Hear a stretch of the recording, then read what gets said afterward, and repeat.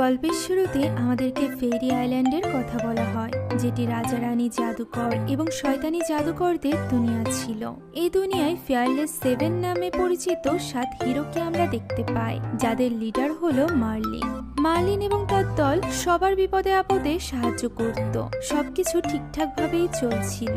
সমস্যার সৃষ্টি হয় যখন তারা এক ড্রাগন থেকে একজন রাজকুমারীকে উদ্ধার করে, কিন্তু উদ্ধারের পর তাদের মনে হয় এটা কোনো রাজকুমারী নয়, বরং কোনো ডাইনি, কারণ তার চেহারা রাজকুমারীদের মতো সুন্দর ছিল না। তার পুরো শরীর ছিল সবুজ রঙের, যে কারণে মার্লিন তাকে ডাইনি ভেবে তার উপরই হামলা করে বসে। কিন্তু সে কোনো উইচ ছিল না, বরং সে একজন ফেরি প্রিন্সেস ছিল, যার কাছে ছিল জাদুই শক্তি। সে এখানে মার্লিন এবং তার দলের এই ব্যবহারে ভীষণ ক্ষেপে গিয়েছিল। তাই তো সে তাদের 7 জনের উপর অভিশাপ দেয় যে যখনই কেউ তাদের দিকে তাকাবে তখনই তারা সবুজ বামনে